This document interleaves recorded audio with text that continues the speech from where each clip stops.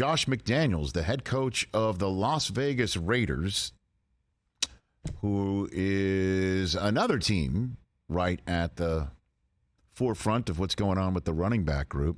Saquon Barkley signing a one-year deal with the Giants today that affords him an opportunity to make about $1 million more if he hits 3 very lofty incentives, but reachable, I guess, because he is Saquon Barkley. But the question is, will the Raiders offer that to Jacobs to get him in?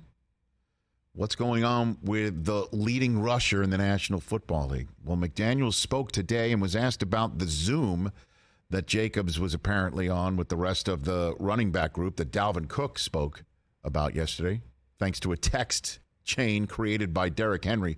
What, the RBs is what he said the name of the text chain RBs, group was? Yep. This was the head coach of the Raiders on his star running back being the star of this Zoom. Well, obviously, I can't speak for anything that happened in the meeting. I wasn't privy to any of that. But, look, I respect every player's right to try to do what's best for them. That's why, the league is what it is in terms of value and contracts. And, those things are personal. We all have to go through them. I understand it. I've said it, multiple times this spring. I respect him tremendously. Have a great deal of respect for him as a player, as a person, what he did for our team last year, and I look forward to seeing him, whenever he is here, and I respect that process too. It's his decision to make, and I know they all have to do what they think is best for them, and that's like I said, we all have to do those things in our lives, and I have a great deal of respect for him.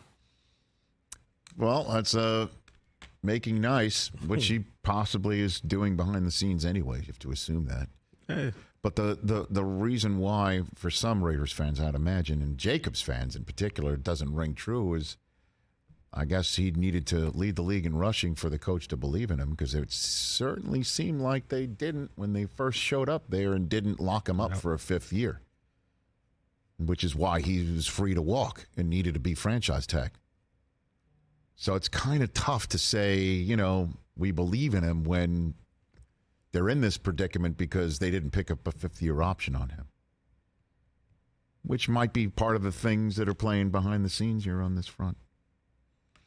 So we'll see. Seems like he's going to be the one to hold out, take a stand. I mean, the holding out, though, is you're not there. And it doesn't help you, right? This is a guy who was apparently sitting in the front of his car with Max Crosby. He was waiting to go, ready right? to get the phone call to say it's done, go into work, and he's ready to go.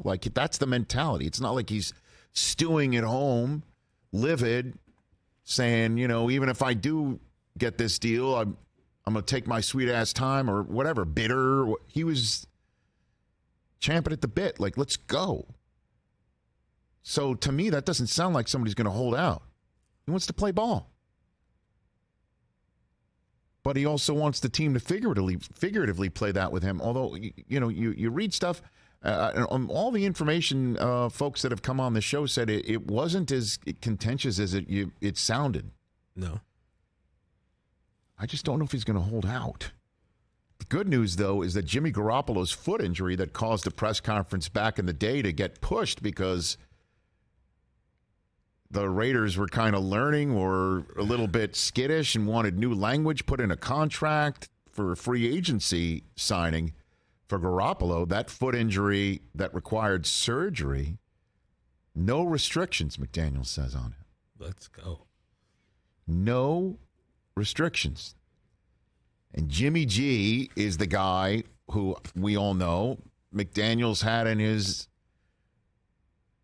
midst back in the day in New England and looked terrific when he came in for Brady. Remember that? Yes, he did. And so this is what the Raiders want out of the quarterback spot more than what Derek Carr was willing able to provide them. Okay, I shouldn't say willing. So that's good news. They say they're going to, treat him like any player coming off of an injury or surgery, but they say no limitations. And if that's the case, we will see this year how much more improved and efficient this offense is that potentially All they got to do is just not blow the double-digit leads that they build to start these games. That was the difference between them making a run for the playoffs last year and being the most disappointing team of 2022. Losing Waller's going to hurt, though, right? It has to. One would think. That's a big. I mean, he didn't have One a would great think, season but he last year, definitely because look, there's it just appears to be the McDaniels way of doing things. He wants it a certain way. He brought in his system, and it looked to me as if Waller didn't fit it. I don't know.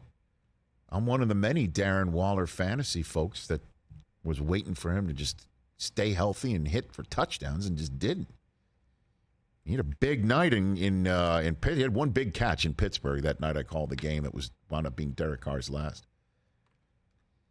But it's the difference between them making a push for, one would think, Kansas City atop the division or not. Because they're a really talented team if they hold on to a friggin' lead. Catch the Rich Eisen Show every single day on the Roku channel, 12 to 3 Eastern, for free.